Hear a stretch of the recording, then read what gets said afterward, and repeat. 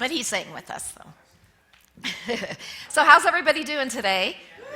Good. Had a good week and a good weekend? Have you been working? No, thank you. Have you been working your powers? Yeah. Oh, that wasn't like strong.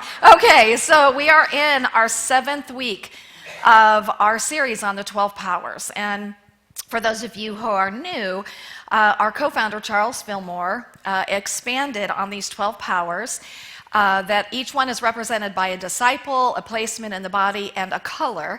And with the belief that as we activate each of these 12 powers, as we make them more active in our daily life, that's when we have our greatest Christ power, our greatest God power. So we have talked so far, and here's our 12 power cape, about understanding, will, judgment, faith, love, and imagination. And today we're going to talk about our power of power. But I want to share with you a couple of things first.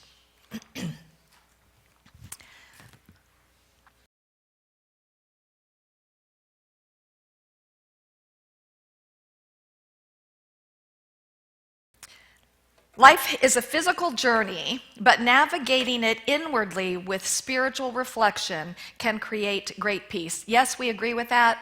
We've all experienced that. As we discover and use spiritual principles, such as the 12 powers, our focus moves from the inside out.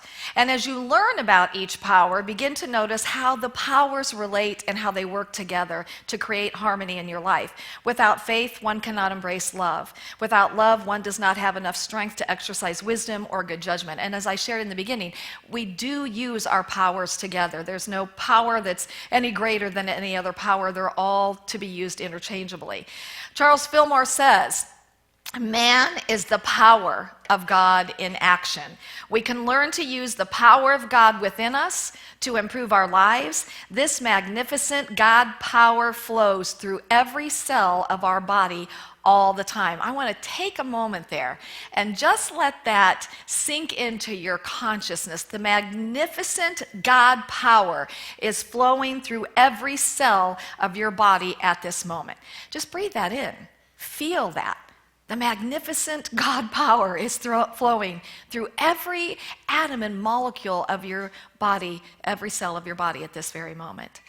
I hope you can feel that, because that's powerful just in and of itself. So the power of power is represented by the disciple Philip, who was a great lover of horses. And as we know, horses represent power. Philip was also known for one who went out and spread the message that Jesus gave. And so it was the power of the spoken word. The placement is at the base of the throat, at the base of the tongue, and the color is purple. Now, there is a difference between the power of strength and the power of power. And next week, Reverend Pat is going to talk to you about the power of strength. So strength is endurance, stability, and stamina. Power is the vital energy that enables us to accomplish and to follow through. So strength is the vessel that the power flows through. So an example of that would be an electrical energy that flows over or through a wire, and it reaches us. Strength is the quality of the conductor or of the wire itself. Power is the energy. So we're literally talking about God power today. And it's in every single one of us. To the same degree. So I'm going to invite you to share in an affirmation with me. Power is my ability to convert an idea into words I speak, action I take, and things I build. Power is our ability to convert a thought and an idea in our head into the words that we speak, which we're going to talk about today, the actions that we take, which you're going to hear an awesome story about that, and the things that we build.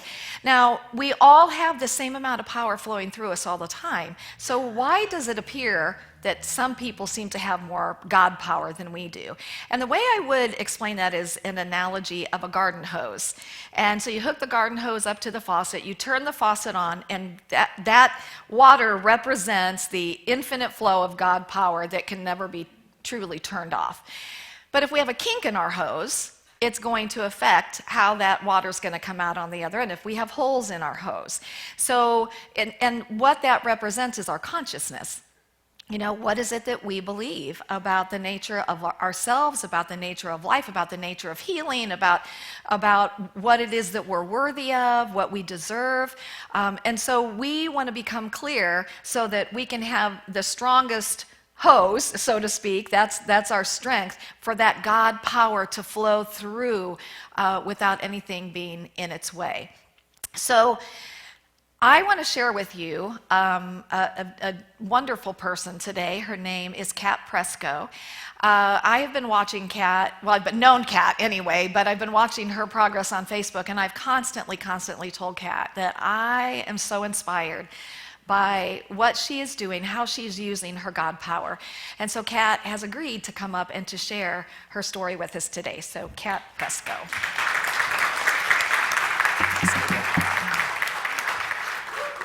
Woo, woo, woo. Sorry. I have them over here so I can hand them to you. Okay. Morning. This is a lot harder than it looks, so bear with me. How do you do this every week? I'm seriously, okay. Yeah, thanks. All right, so I just want to share you a little bit of my story, my truth. Unity principles change lives. Principle number 3 has changed my life drastically, and that is human beings create their own experiences. So I love to swim weekly. If you go out to Genesis Health Club on Battlefield Road, you'll find me there. And in June of 2018 is when my journey started. I decided that I was going to do a virtual 5K race. At that time, I was over 300 pounds. I had very little faith that I could do a 5K. After all, aren't marathons for skinny people? Now, let me explain something to you. A 5K race in the pool translates to 180 laps. I believe most people give their power away just because they think they have no power. I was one of those people. But because of the unity principles, keyword, was. I began my usual swimming regimen 3 to 4 times a week.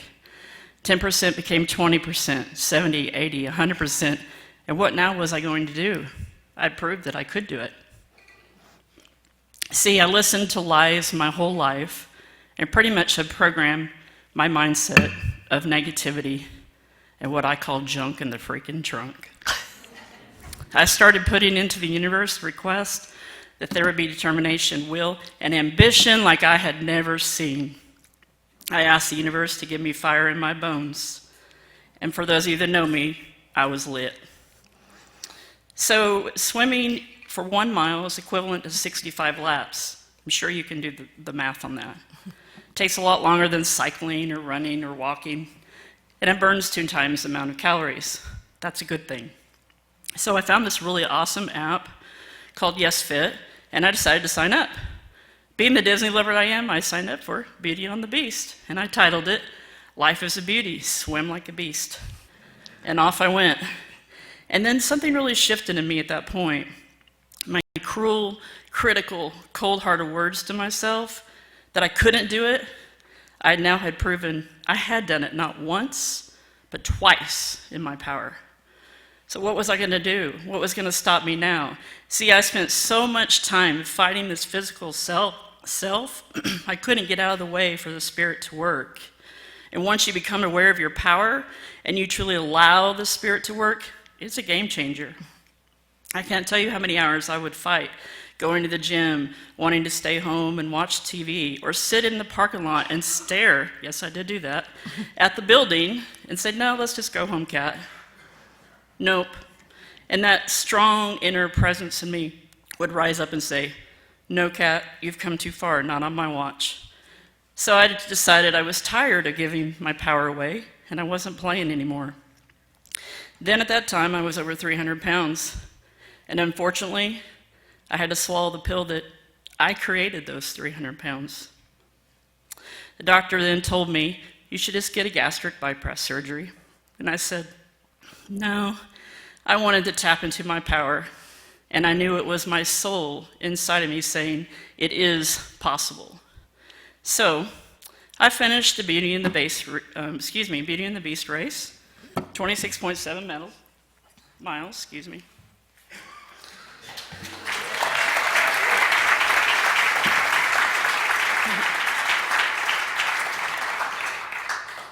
And don't ask me where these titles come from, they're just here. So then I did the Lucky Leprechaun, which is 23.4, translates to 1,229 laps. Wow.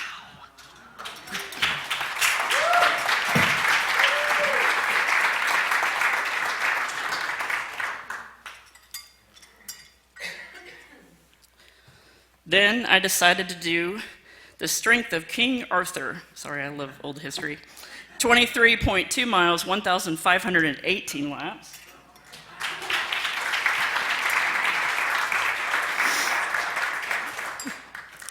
Then I did my biggest challenge. And yes, I think my mind went a little cray-cray. 65 miles, the Viking Conquest. In the pool, 4,000 laps. It took a long time. Most of you saw my progress on Facebook. But I just kept saying, Kat, just keep swimming like Nemo. Just keep swimming. Just keep swimming.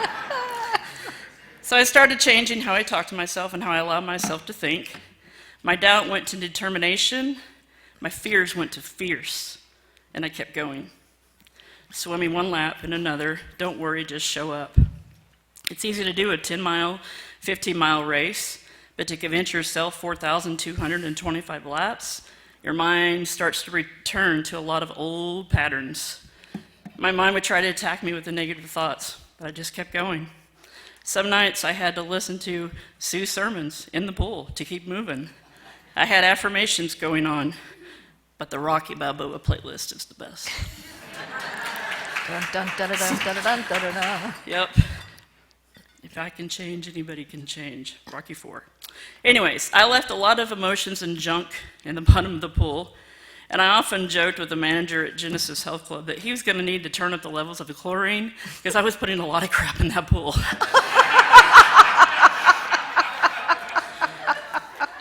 Then my life took a more drastic change. Wednesday night, September 18th, 2019, I enrolled and showed up for Sue's class, Discerning Your Purpose. What really was my purpose, and where was I going? I was simply tired of giving my power away. See, being over 300 pounds and swimming is great, but what good is that if I was eating horrible? No bueno. So swimming was being distracted by my horrible eating habits. And again, the doctor said, just go get surgery. I couldn't walk around Walmart. I had to take a cart. I couldn't climb stairs without stopping. Often I would come in here and worship, and I'd have to sit down because I couldn't stand. If you want to change your life, guys, you're going to have to do the work.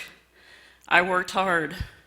At that point, 5 pounds became 10, 10 became 20, 20 became 30, and 40, and now a total of 50 pounds.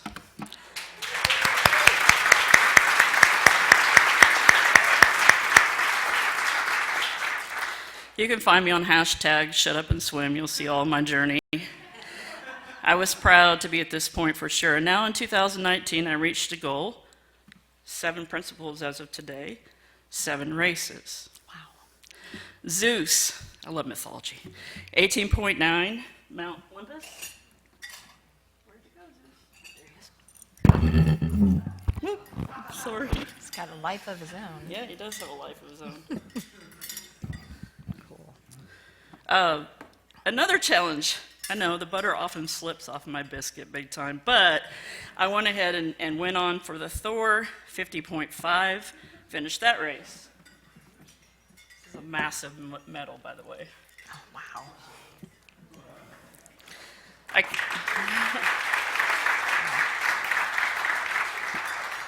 So I kept challenging myself. I don't know, I guess it's go big or go home with me. And I said, okay, so I'm really struggling and worried about the whole trigger of holiday food. You all know how that goes. And I said, Thanksgiving Day, I'm going to do a turkey trot, 10 miles, all in one day. Holiday time is tough, as I just said, but I was not going to stop, and I completed that in 6 hours by 2 p.m. on Thanksgiving Day.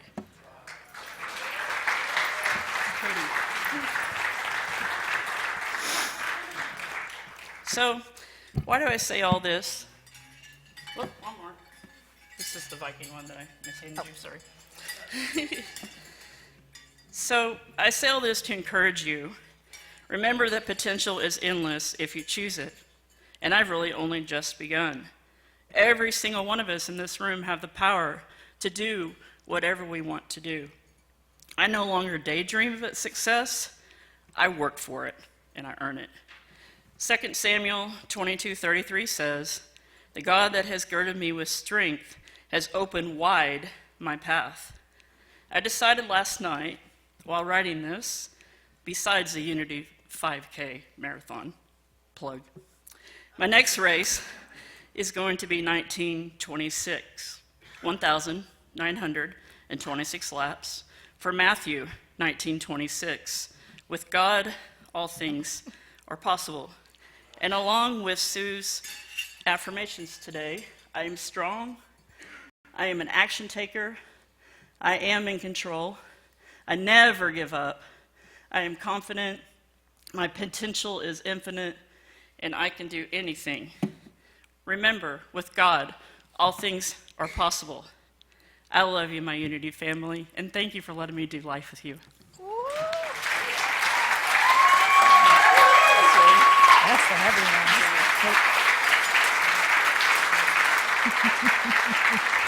I love you. Thank you so much. Here you go.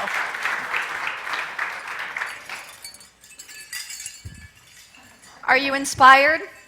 Yes. Wow. Isn't that amazing? And I love how you just brought that to a place where we could get it, we could relate and be encouraged by your journey and by your story, and by using both the power and the power of will to will yourself. When she's sitting outside and saying, "I'm not going to go in this," no, you're going in. I love how you said you turned your fear into fierce. And just the power of the words and the affirmations. And let's say these together. I am strong. I am an action taker. I am in control. I never give up. I am confident. My potential is infinite. I can do anything. Wow, that feels so good. That feels so good. So we're going to talk for a few minutes about the power of our words, because as we can see, and we heard through Kat's testimony here, that she used the power of her words to motivate herself to do these amazing things that she has done. The power center in the throat controls all the vibratory energies of the organism. It is the open door between the formless and the formed worlds of vibrations pertaining to the expression of sound. Every word that goes forth receives its specific character from the power faculty. So the stronger that we say something, the stronger that vibration is. When Jesus said, "The words that I have spoken unto you are spirit and are life," he meant that through the spoken word, he conveyed an inner spiritual quickening quality that would enter the mind of the recipient and awaken that inactive spirit and life. When the voice has united with the life of the soul, it takes on a sweetness and a depth that one feels and remembers. The voice that lacks this union is metallic and superficial. And that's what we saw in Scripture, was that he would speak these words, and they were always words of high, powerful truth. But it resonated in the people that he was speaking them to, because that's our reality. So how do you feel when somebody speaks powerful words to you? Whether they're negative or positive. They increase or decrease, right? And then Jesus affirmed that all power is given unto me in heaven mind and in earth body. And he was speaking for us. All power is given unto us in our mind and in our body. So another way to reclaim our power is through the power of the spoken word, because here's the thing, is our words reflect what our beliefs are. So we want to become aware of what we're saying. and of how we're saying it. And the beautiful thing is that with the power of words, we can change our mind. Even if we don't believe it at first, we can absolutely change our mind. In Matthew, it says, "For out of the abundance of the heart, the mouth speaks. But those things which proceed out of the mouth come from the heart, and they defile the man." Okay, what this actually means is that when we're in a negative state, when we're not thinking and we're not believing good for ourselves, we're not believing possibilities for ourselves, then they defile us. Our words defile us. So that's why we want to just become aware of speaking words about ourselves, about our life, about other people, about the world that are uplifting, that are expansive, that are truth with a capital T, words that are powerful. So I have a couple of affirmations for us to say together. I am a spiritual being of power. Pretty good. Let's do it one more time. I am a spiritual being of power. I reclaim the power I have given away. I move it back into myself where it belongs. Anybody ever give their power away? Let's all bring it back. Let's bring our power back into ourselves. And our words can be either a sword of truth or a sword of destruction. And if you just look at the words, it can be sword or it can be words. And so we just want to remind ourselves to carefully choose the words that we're saying. And here's the thing, not, obviously about ourselves, about our lives, about other people, to other people, but also what we say about other people, because it's just as powerful when we're talking about people, the words that we're using. So we want to, really kind of raise to that higher realm in that. Proverbs says, "Death and life are in the power of the tongue." This is how powerful our words are. "And there is one whose rash words are like sword thrusts, but the tongue of the wise brings healing." And so we just have to ask ourselves, who do we want to be? What do we want to give? I'm hoping we want to give healing. We want to empower. We want to encourage. We want to uplift. We want to inspire. Yes? Do we like those things being said to us? Yeah. So, in the meditation, I use some phrases that we could use for ourselves. And I'm going to tell you what, in counseling and then just in what I've read, it's across the board that one of the main things that all of us deal with is this idea that I'm not enough somehow. I'm not good enough, I'm not educated enough, I'm not tall enough, I'm not thin enough, I'm not whatever. And so just to say I am enough with nothing attached to it, just I am enough. Let's say that together. I am enough. And say that even if you don't believe that about yourself yet, say that over and over and over again, because eventually you will believe it. It will become real for you. Things like I am strong, I am life expressing, whatever it is, words that really empower and uplift you. Excuse me 1 minute.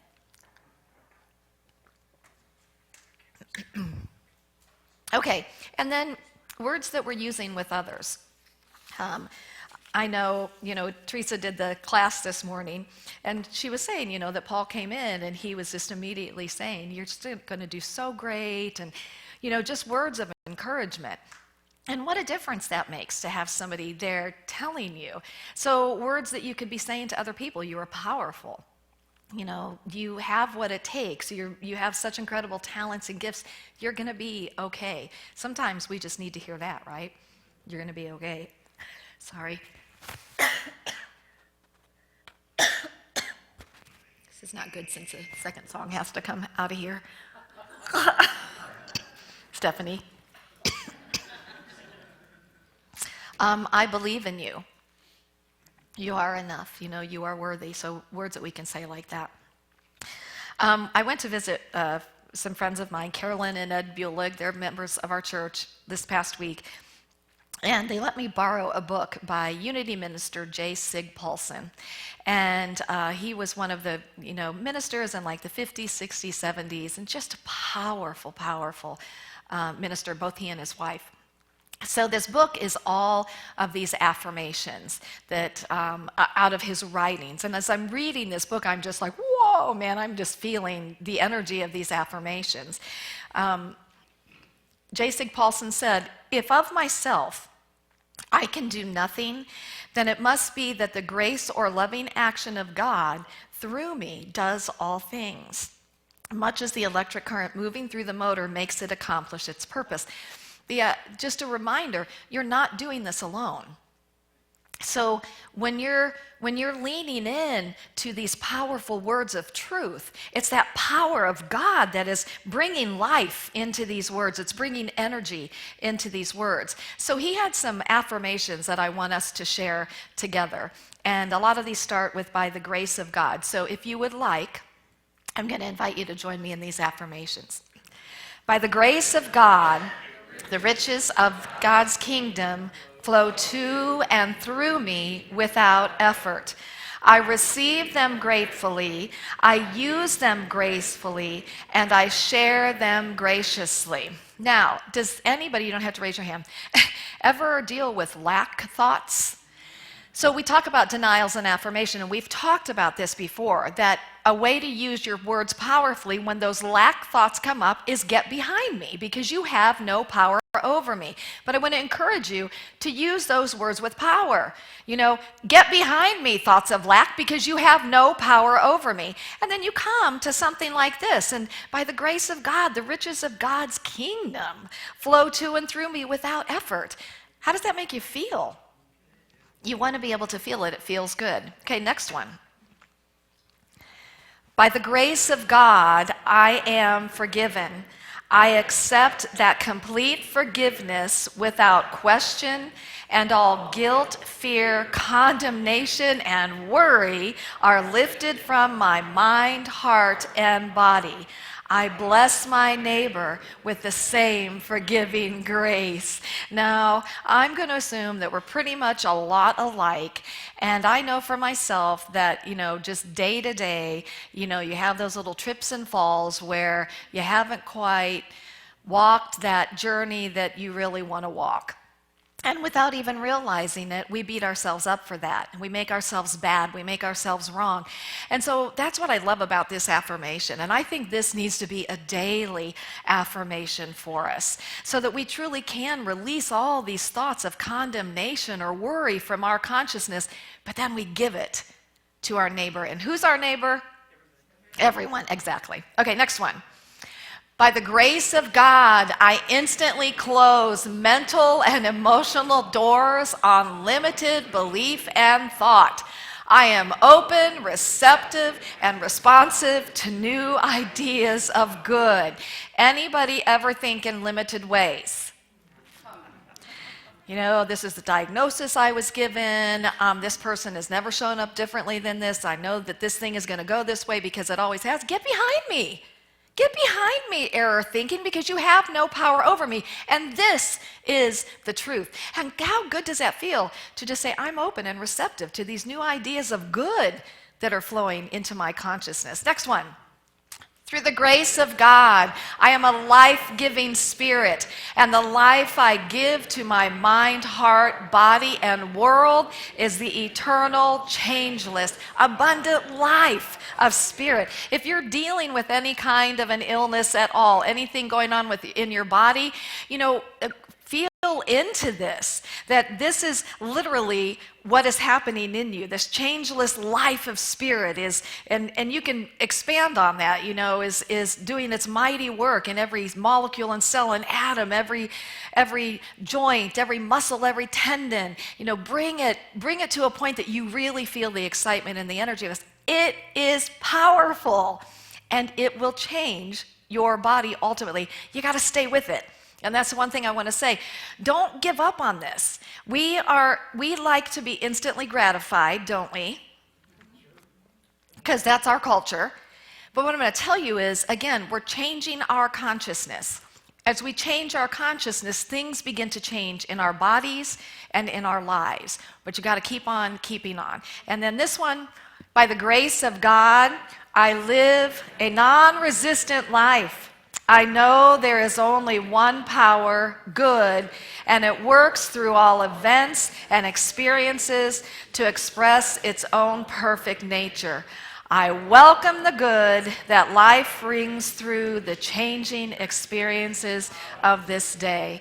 Wouldn't you love to go through the day in a non-resistant state of mind, knowing that good is what is prevailing? It's prevailing in our personal lives, it's prevailing in our community, it's prevailing in our country, it's prevailing in our world. What a nicer way to go through our day, right? So your homework this week is to couple the last week where we talked about creating your vision board, your goals, your dreams, and now speak it with power into expression, and do it, my friends, over and over and over again. Don't give up on this. That's why I said last week, when you create a vision, look at it every morning and every night. Again, we're changing our consciousness, and eventually you won't have to do that anymore, but guess what? You'll have a new one. I can guarantee you that because I constantly have new ones that I'm working with.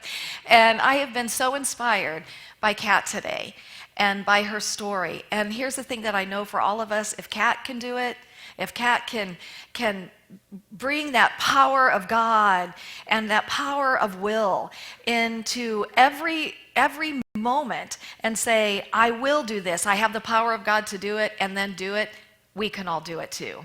So thank you, Kat. Thank you so much. And I say